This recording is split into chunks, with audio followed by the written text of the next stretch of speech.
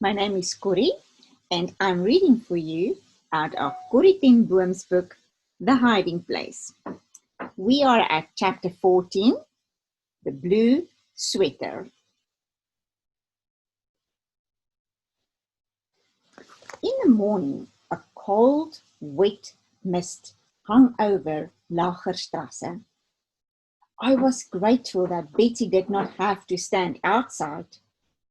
All day the blanketing fog hung over Ravensbrück. An eerie day when sound was muffled and the sun never rose. I was on potato detail, one of a crew hauling baskets of potatoes to long trenches to be covered with dirt against the freezing weather ahead. I was glad of the hard physical work that drove some of the damp from my bones, and for the occasional bite of raw potato when guards were not watching. Next day, when the white pall still lay over the camp, my loneliness for Betsy became too much to bear. As soon as roll call was dismissed, I did a desperate thing. Min had told me a way to get to the hospital without passing the guard post inside the door.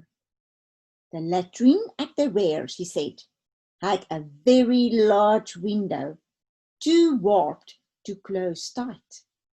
Since no visiting was permitted in the hospital, relatives of patients often took this way of getting inside.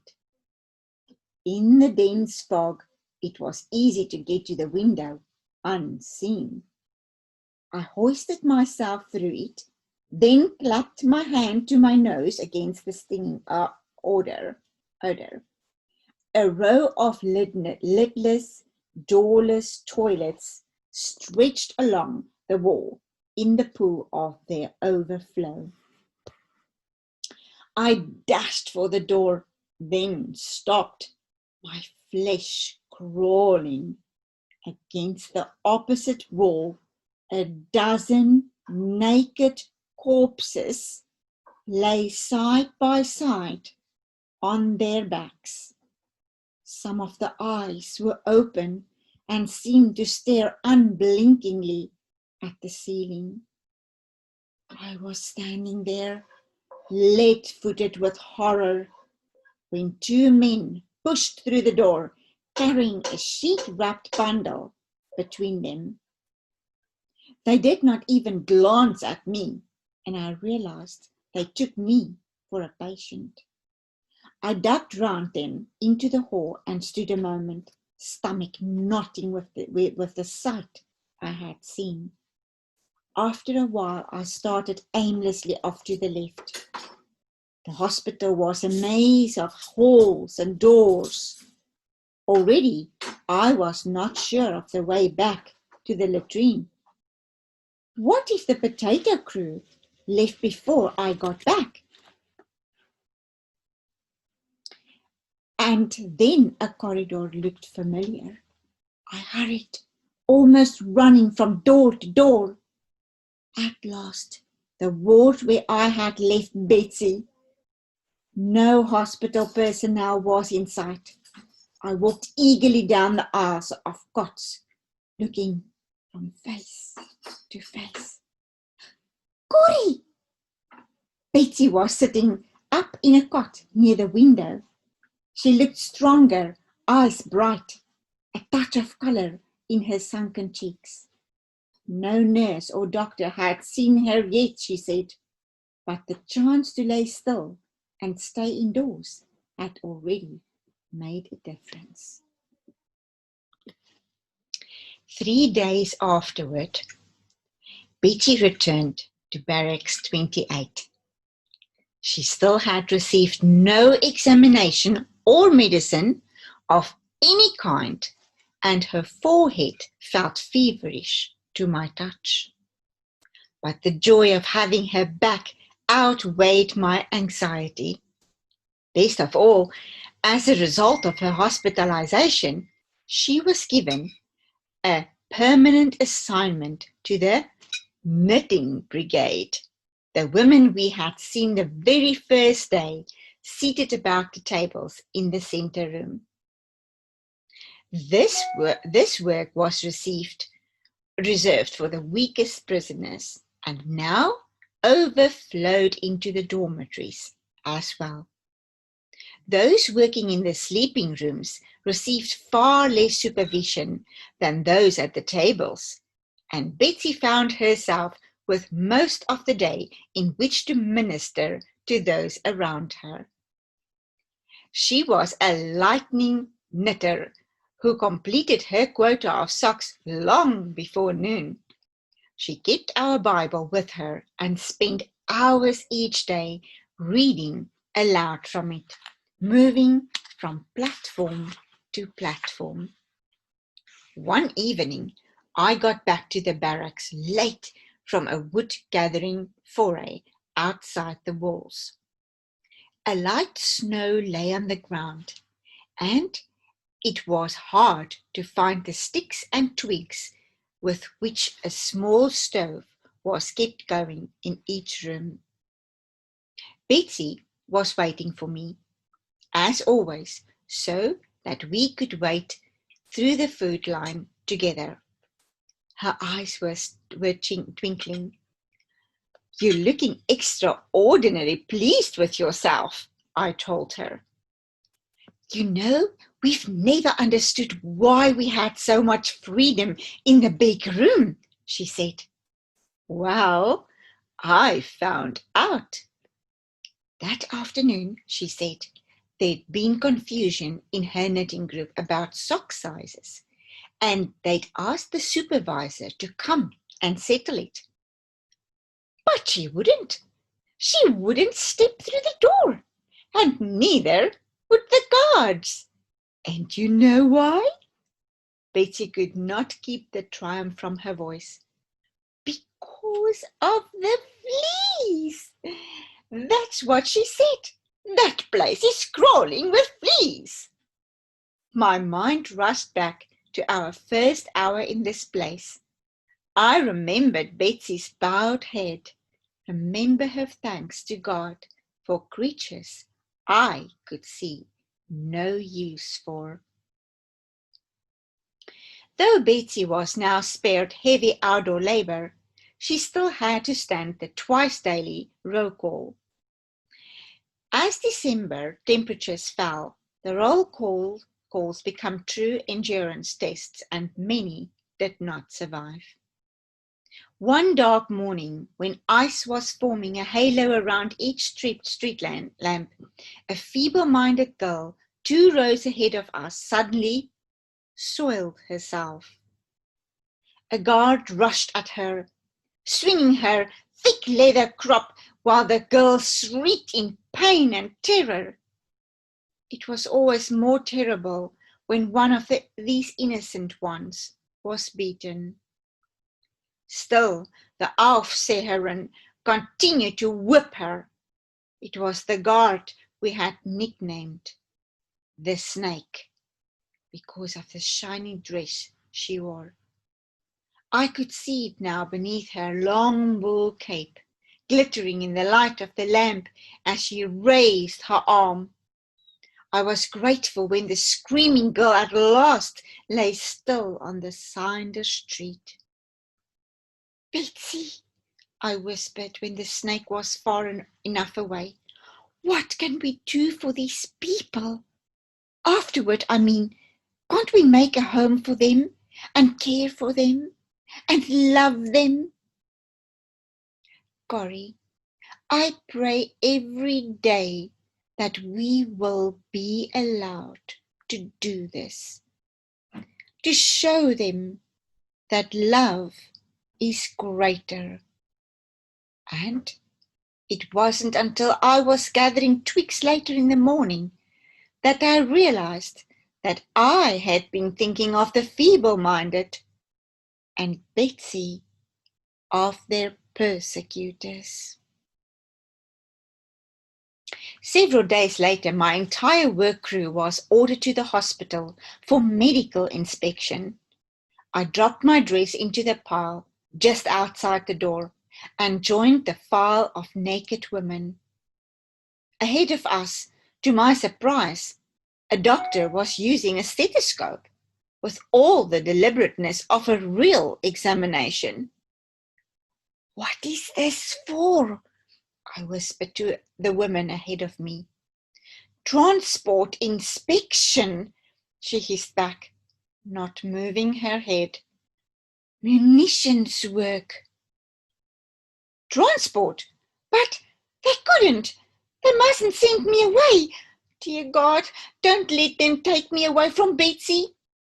But to my terror, I passed one station after another. Heart, lungs, scalp, throat, and still I was in the line. Many were pulled out along the way, but those who remained looked hardly stronger. Swollen stomachs, hollow chests, spindly legs. How desperate for manpower Germany must be. I halted before a woman in a soiled white coat. She turned me around to face a chart on the wall, her hand cold on my bare shoulder. "Read the lowest line you can." I can't seem to read any of them." "Lord, forgive me. Just the top letter." Just the top letter. That big E." The top letter was an F. The woman seemed to see me for the first time. "You can see better than that. Do you want to be rejected?" At Ravensbrück, munitions transport was considered a privilege. Food and living conditions in the factories were said to be far better than here in the camp. "Oh yes, doctor, my sister's here in Ravensbrück. She's not well. I can't leave her." The doctor sat down at her table and scrawled something on a piece of paper. "Come back tomorrow to be fitted for glasses." Catching up to the line, I unfolded the small blue slip of paper. Prisoner 66730 was instructed to report for an optical fitting at 6:30 the following morning. 6:30 was the time the transport conveys were loaded. And so, as the huge vans rumbled down the Lacherstrasse, the next day I was standing in a corridor of the hospital, waiting my turn at the eye clinic. The young man in charge was perhaps a qualified eye doctor, but his entire equipment consisted of a box of framed glasses, from gold-rimmed bifocals to a plastic-framed child's pair. I found none that fitted, and at last was ordered back to my work detail. But of course, I had no work assignment, having been marked down for transport. I walked back uncertainly toward Barracks 28. I stepped into the center room. The supervisor looked up over the heads of the knitting crew. "Number," she said. I gave it, and she wrote it in a black-covered book. "Pick up your yarn and your pattern sheet," she went on. "You'll have to find a place on one of the beds. There's no room here." And she turned back to the pile of finished socks on the table. I stood blinking in the center of the room. Then, grabbing a skein of dark grey wool, I dashed through the dormitory door, and thus began the closest, most joyous weeks of all the time in Ravensbrück. Side by side in the sanctuary of God's fleece, Betsy and I ministered the word of God to all in the room. We sat by deathbeds that became doorways of heaven. We watched women who had lost everything grow rich in hope. The knitters of Barracks 28 became the praying heart of the vast diseased body that was Ravensbrück, interceding for all in the camp, guards under Betsy's prodding, as well as prisoners. We prayed beyond the concrete walls for the healing of Germany, of Europe, of the world, as Mama had once done from the prison of her crippled body. And as we prayed, God spoke to us about the world after the war. It was extraordinary. In this place, where whistles and loudspeakers took the place of decisions, God asked us what we were going to do in the years ahead. Betty was always clear about the answer for her and me. We were to have a house, a large one, much larger than the Beji, to which people who had been damaged by concentration camp life would come until they felt ready to live again in the normal world. It's such a beautiful house, Corrie. The floors are all inlaid wood, with statues set in the walls and a broad staircase sweeping down. And gardens all around it where they can plant flowers. It will do them such good, Corrie, to care for flowers.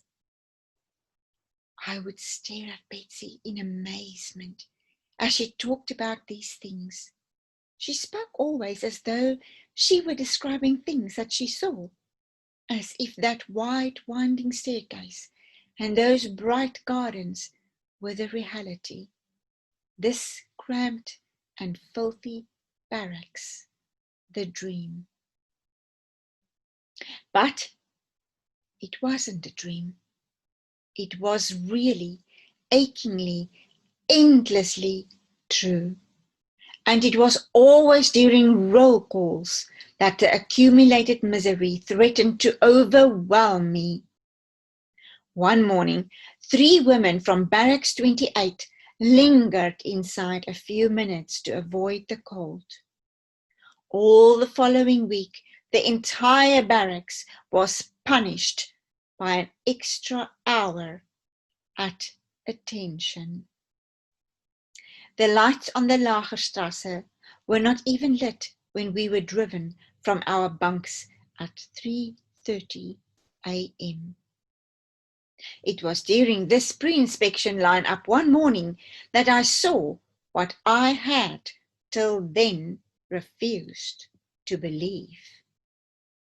Headlights appeared at the far end of the long street, wavering over the snow.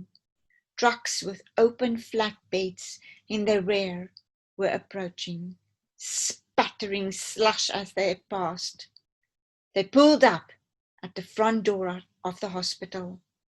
The door opened and a nurse appeared, supporting an old woman whose legs buckled as she limped down the steps.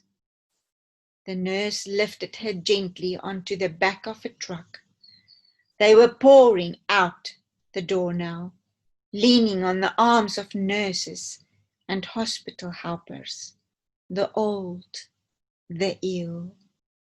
Last of all came orderlies with stretchers between them. Our eyes took in every detail of the scene. Our brains refused.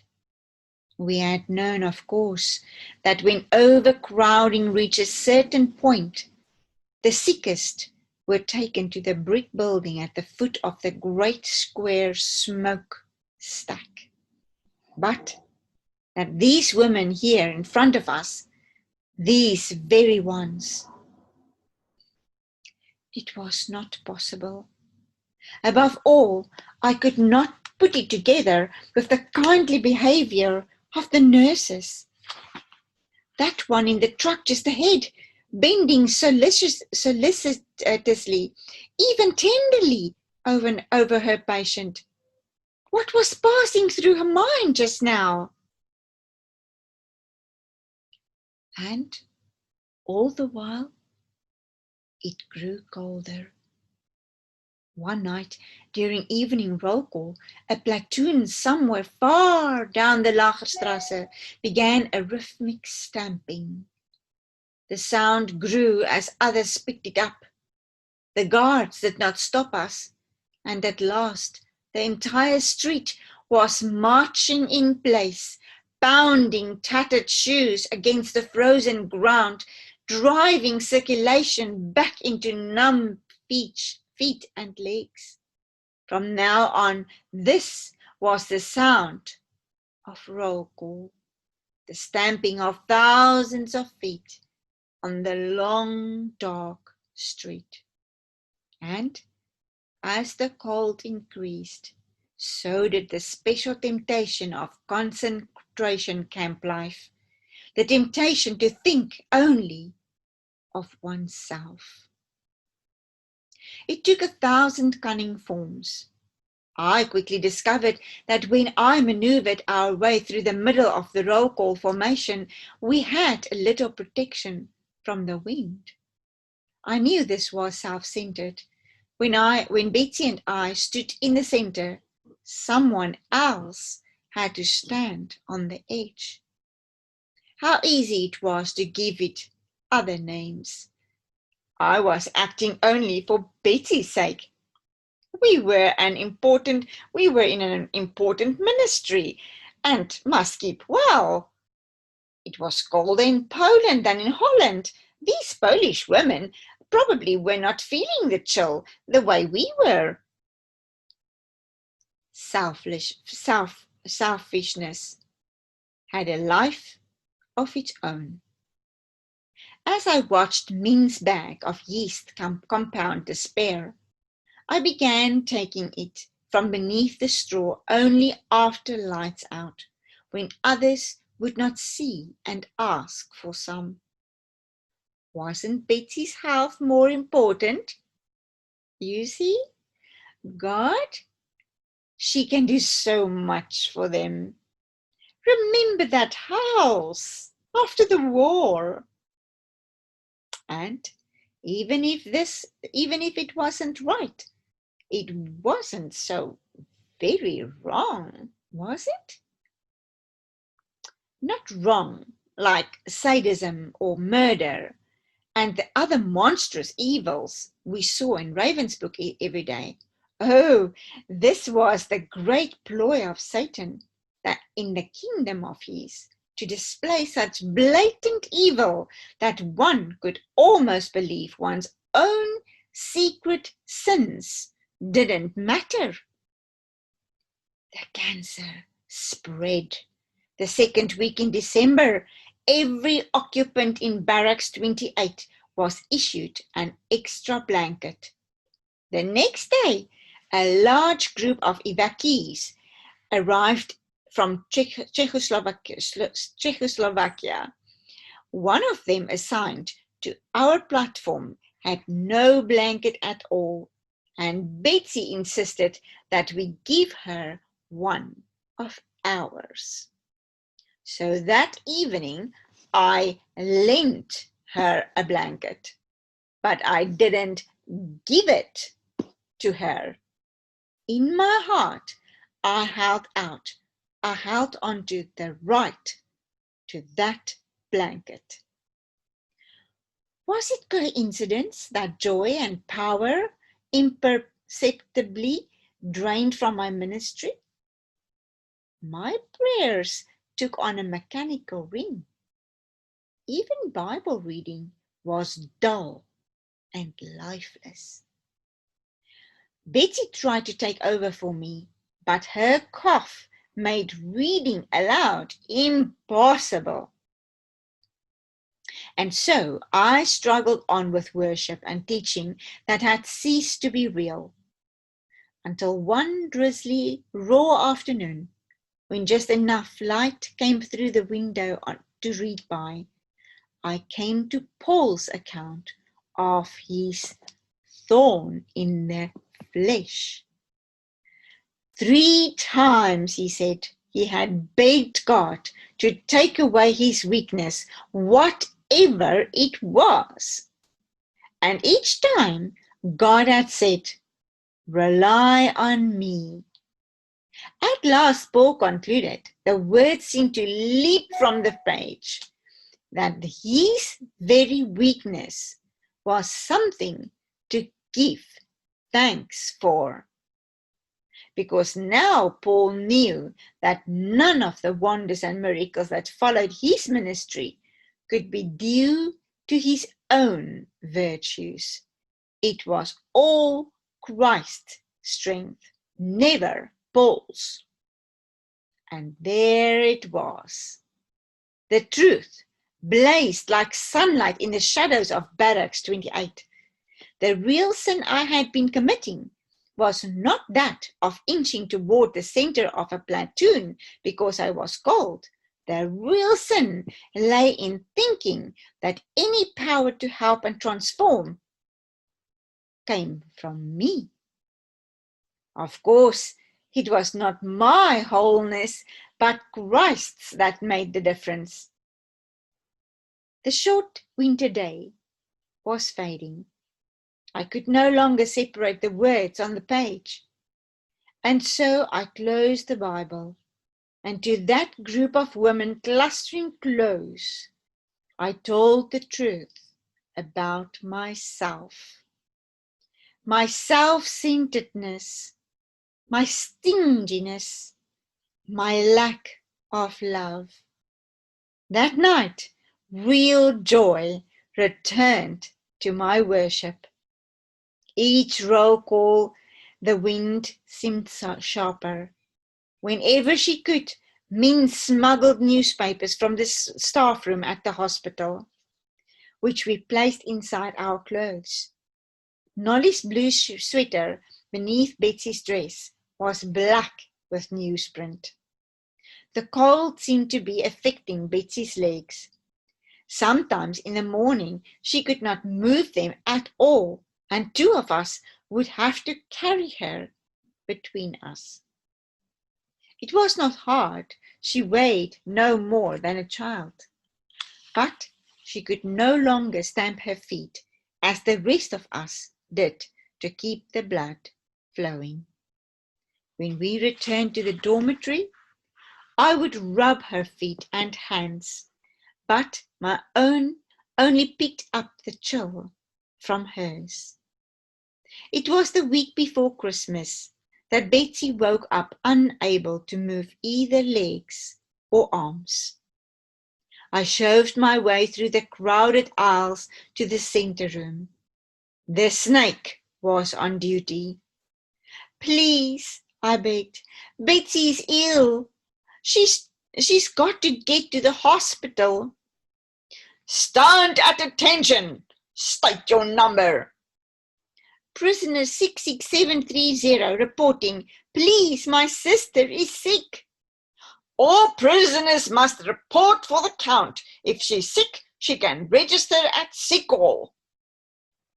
Marijke de Graaf, a Dutch woman on the tier above us, helped me from a cradle with our arms and carry Betsy outside. The rhythmic stamping had already begun at the Lagerstrasse. We carried her to the hospital, then stopped.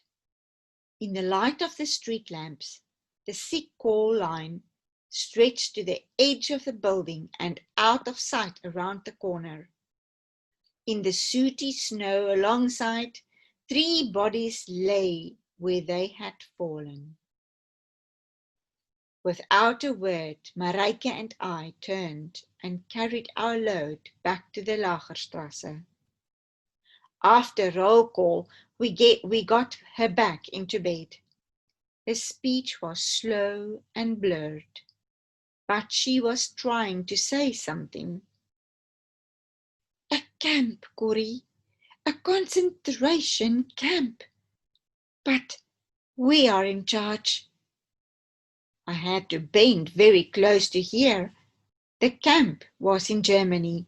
It was no longer a prison, but a home where people who had been warped by this philosophy of hate and force could come to learn another way. There were no walls, no barbed wire, and the barracks had window boxes. It will be so good for them, watching things grow. People can learn to love from flowers. I knew by now which people she meant, the German people.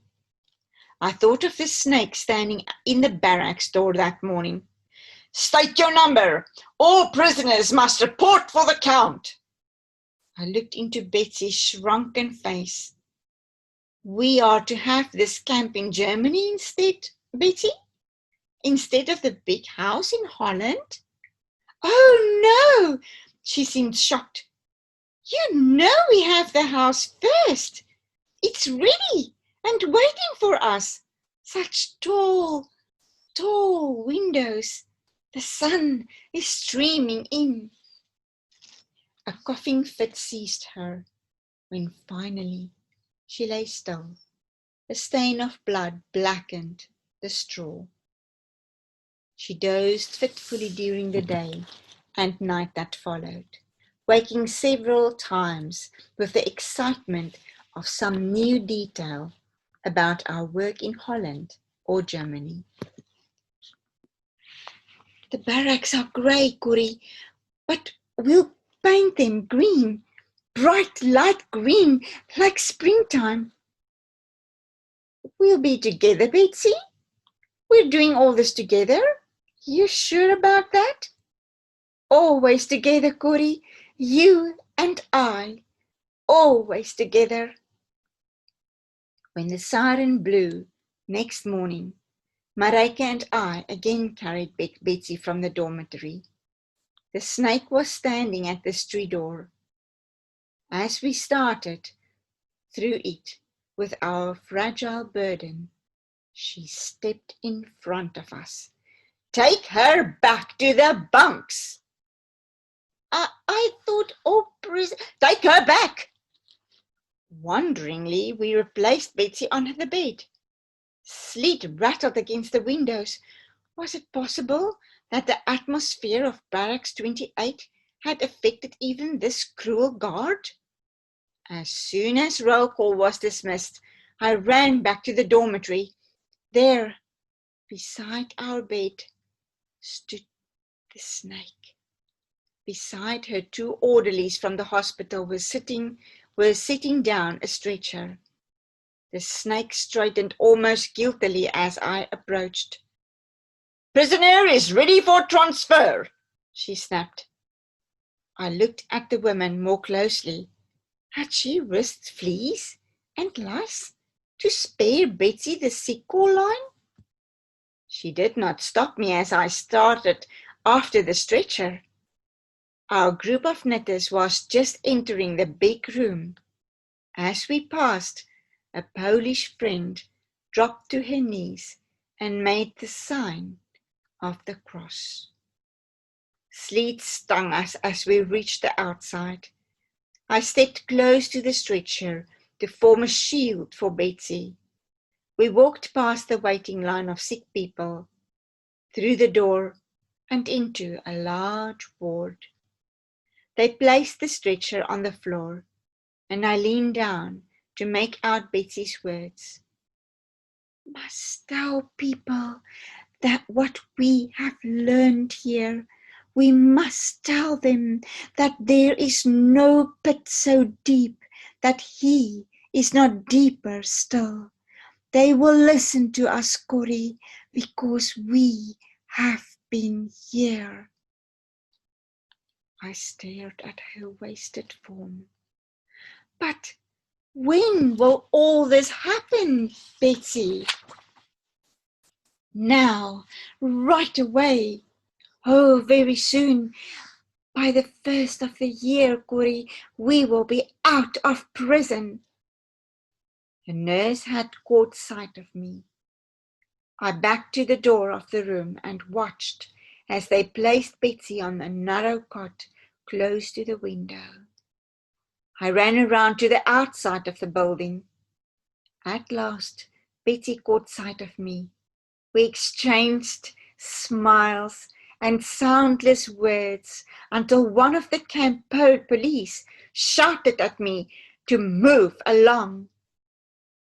About noontime, I put down my knitting and went out to the center room. Prisoner 66730 reporting. Request permission to visit the hospital. I stood ramrod straight. The snake glanced up, then scrawled out a pass. Outside, it was still sleeting. I reached the door of the ward, but the horrible nurse would not let me enter, even with my pass. So I went again to the window next to Betsy's cot. I waited until the nurse left the room, then tapped gently. Betsy's eyes opened. Slowly she turned her head. "Are you all right?" I formed the words with my lips. She nodded. "You must get good rest," I went on. She moved her lips in reply, but I could not follow. She formed the words again. I bent my head to the side, level with hers. The blue lips opened again. So much work to do.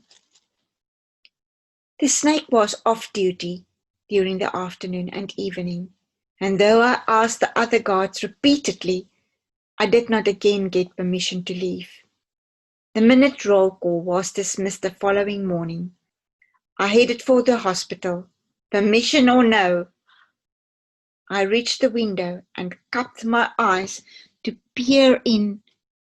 A nurse was standing directly between me and Betsy. I ducked out of sight, waited a minute, then looked again. A second nurse had joined the first. Both now were standing where I wanted to see. They stepped to the head and foot of the bed. I gazed curiously at what lay on it. It was a carving in old yellow ivory. There was no clothing on the figure. I could see each ivory rib and the outline of the teeth through the parchment cheeks. It took me a moment to realize it was Betsy. The nurses had seized two corners of the sheet. They lifted it between them and carried the bundle from the room before my heart had started to beat again in my chest. Betsy, but she had so much to do. She could not. Where were they taking her? Where had they gone? I turned from the window and began running along the side of the building, chest hurting me as I breathed. Then I remembered the washroom, the window at the rear. That was where... My feet carried me mechanically around to the back of the building, and there, with my hand on the windowsill, I stopped. Suppose she was there. Suppose they had laid Betsy on that floor. I started walking again. I walked for a long time, still with that pain in my chest. And each time my feet took me back to the washroom window. I would not go in. I would not look. Betsy could not be there. I walked some more. Strangely enough, although I passed several camp police, no one stopped or questioned me. Corrie! I turned around to see Min running after me. Corrie, I've looked for you everywhere. Oh, Corrie, come! She seized my arm and drew me toward the back of the hospital. When I saw where she was headed, I wrenched my arm free. I know, Min. I know already. She didn't seem to hear. She seized me again, led me to the washroom window and pushed me in ahead of her. In the reeking room stood a nurse. I drew back in alarm, but Min was behind me. This is the sister, Min said. To the nurse. I turned my head to the side. I would not look at the bodies that lined the far wall. Min put an arm around my shoulder and drew me across the room till we were standing above the heart-breaking row. Corrie, do you see her? I raised my eyes to Betsy's face. Lord Jesus, what have you done? Oh Lord, what are you saying? What are you giving me? For there lay Betsy, her eyes closed as if in sleep, her face full and young. The care lines, the grief lines, the deep hollows of hunger and disease were simply gone. In front of me was Betsy of Haarlem, happy and at peace, stronger, freer. This was the Betsy of heaven, bursting with joy and health.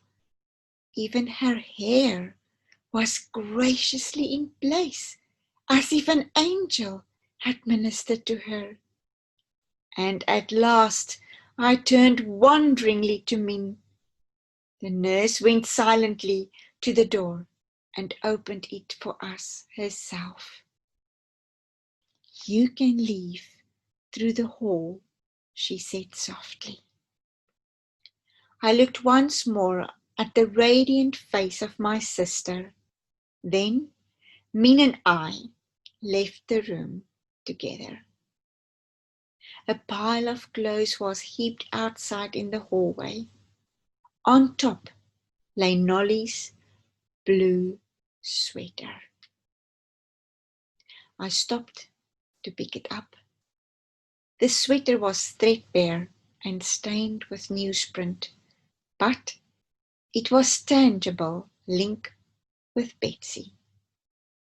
Min seized my arm. Don't touch these things! Black lice! They'll all be burned!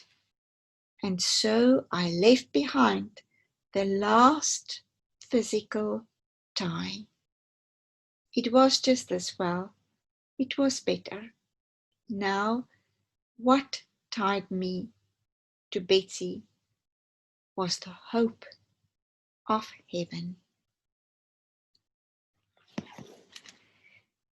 Next time, chapter 15, The Three Visions.